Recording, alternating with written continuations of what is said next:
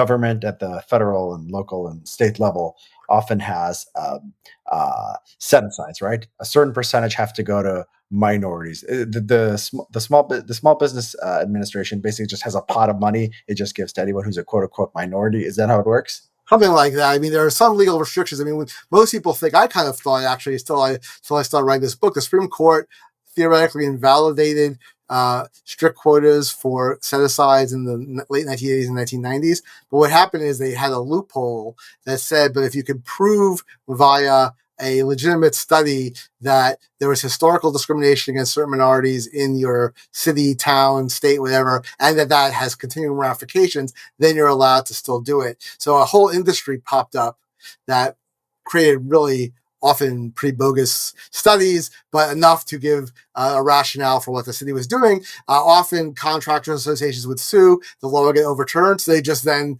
the city would then just create another study, pay for another study, and they don't have to sue again. They eventually realize they're never going to be able to win. It's costing them a fortune to constantly challenge these things. So there are some set-asides, there's also just preferences, bid preferences. If we take 10% off your bid if you're a member of a particular minority group. And the interesting thing about it is we're all used to thinking about affirmative action in college admissions because that gets the most attention. And affirmative action in college admissions, African Americans get by far the biggest preferences. Hispanics get a smaller preference. American Indians get a smaller preference. And Asians get no preference or perhaps face discrimination.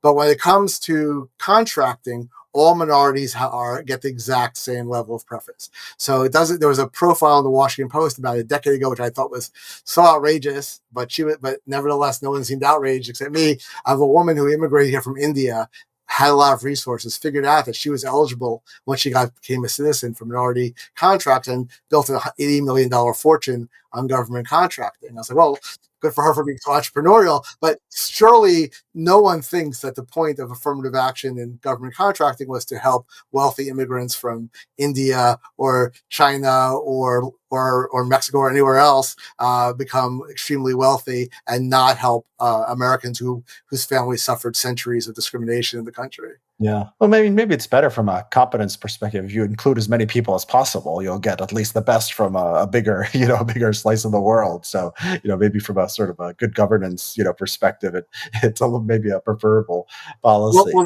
These classifications, interestingly enough, do tend to be based on heritage, and there's no percent, except there's weird stuff with Native Americans that have a separate chapter on their sort of own category, and a lot of special laws that apply to them. And some of those require a 1/4 blood quantum, which is fascinating in itself. The government will actually issue you a certificate of what your blood quantum is. It sort of reeks of to me of like Nazi stuff, but nevertheless it's out there. But except for that, no one says, well, exactly what percentage of descent you have to have. And I think it's pretty clear that almost any agency will accept grandparent and maybe beyond, but certainly at least grandparent. So as we have more and more intermarriage in the United States, we have more people who have one Hispanic or one Asian or one Native American or one African American grandparent, we're going to increase basically within a generation, 80% or something of Americans are going to be eligible for these things, which will make them completely pointless. So one thing I've mentioned in the book is that if you are in favor of affirmative action, do believe that members of historically discriminated against minorities should be given preferences in contracting. You should be concerned about this phenomenon because if everyone's getting a preference, then in effect, no one is. Yeah. So going back to what you said about the use of study. So this is fascinating because this is how things often work. You have this you had this court case. It was called Cronson, right? Cronson, yeah. Cronson, yeah. And so you have the conservative wing who doesn't want this stuff. You have a liberal wing that does, but you have like Sandra Day O'Connor, right? Was it her opinion, or Lisa O'Connor's? Yes, I think the swing vote in this. And the idea is you can have it, but not in all circumstances. You have to prove that there has been historical discrimination against. If you want to in Richmond, Virginia, if you want to give minority set-asides to Koreans, you have to prove that Richmond, Virginia, at some point in history, discriminated against Koreans, and they're not doing well. And so what happens is whatever they want to do anyway, like a cottage industry of studies show up, and so you get the same policy in the end, but you've just wasted a bunch of government money and resources and effort on these studies, these so-called experts that are going to come and tell the government what it wants to do anyway. That's basically what happened, right? You had the worst of all worlds from this sort of moderate opinion.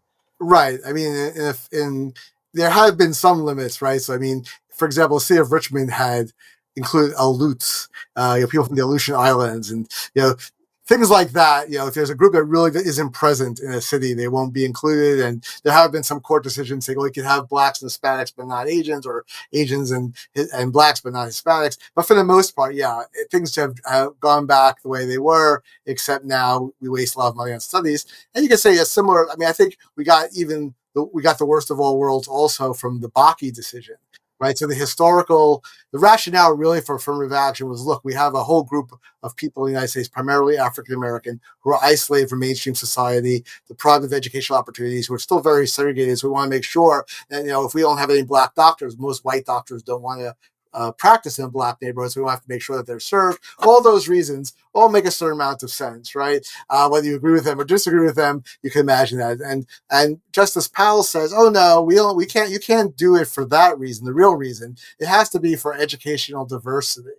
So that means that instead of actually having a pragmatic reason for trying to do this to bring people into the mainstream society, instead it's all about whether we have more of designated groups, why these particular people are diverse and not others, like why, so you're Palestinian, why having, let's say, the first Palestinian at University of Michigan does not add to diversity, but having the 100th Mexican would, doesn't make any sense at all. Powell in Bakke, and I think O'Connor in Croson was assuming a certain amount of good faith on the part of the actors involved. But they really were going to then try to create educational diversity. They really would only try to include groups who had historically and faced and were still currently facing discrimination in contracting. But it turns out in anything that involves politics and ideology, and especially with regard to race, I think is a particularly sensitive topic, good faith is hard to come by. People have their preconceived notions, and they're going to do what they want to do. And if you give them an out, they will take it. So in both cases, I think you have been better off, if anything, just saying, well, look, if you want to redress the historical exclusion of African Americans from slavery times till today in a narrow way, go ahead and do that. But don't go telling us that the son of the Mexican ambassador to the United States who decided to stay here after he finished his private school should be getting a preference for anything in particular. Don't tell us that Indian Americans, almost all who are one of the wealthiest groups in the United States, and almost all of whom came since the 1970s, when America was a much more racially and ethnically liberal society it's ever been. Don't tell us that they're in the sort of the same position as African Americans, that they need to be getting special help in contracting. It doesn't really make any sense. Yeah. What are the magnitudes as far as government contracting? Like, so, government contracts with a zillion different companies for an infinite number of reasons. State, local governments, they do a lot of contracting. Well, what are we talking on magnitudes here? Is it a huge part of what government does to the private sector, or is it more limited? That's a really interesting question. I mean, it's a little bit, I'm mostly focused on the classification issue. I should point out that while affirmative action comes up a lot, because that's the area where racial classification is most prominent, controversial, has the most effect on people's lives, except maybe nowadays they're trying to move into medical treatment, which you can talk about. But so I'm not a huge expert on how the affirmative action programs actually work in practice. The statistic I've seen is that approximately $300 billion of federal contracts are subject to these rules. So for the most part, the rules, there are some quotas of you must have a certain percentage, but for the most part, they tend to be, you get a preference in bidding.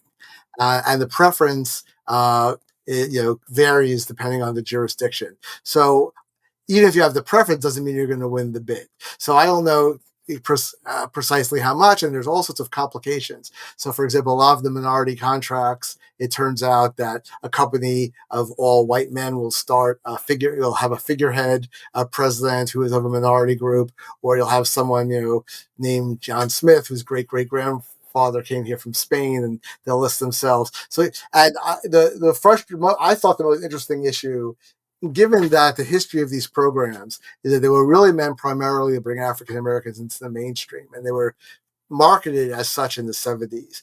What percentage of these of the affirmative action beneficiaries in government contracts today are African American?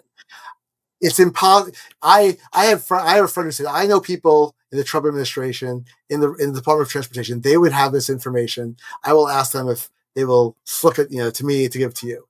And the response I got back a few weeks later was, no one will ever release this information. It would be incredibly embarrassing to the government, and no one wants to bear the responsibility of anyone finding out they release it. So my wild guess, and I have a little bit of data, but not much, is that less than 20% of the contracts that are subject to affirmative action and going to minorities are going to African Americans. It may be way less, it may be closer to 20, I don't know. But I'm getting, if you think about it, since African Americans are have the fewest assets of all the ethnic groups, have lower educational levels, you would expect that on an even playing field among minority groups, that the Indian engineer who works for Microsoft decides to start his own company or one is obviously going to be in a better position to get these contracts than the sort of intended beneficiaries.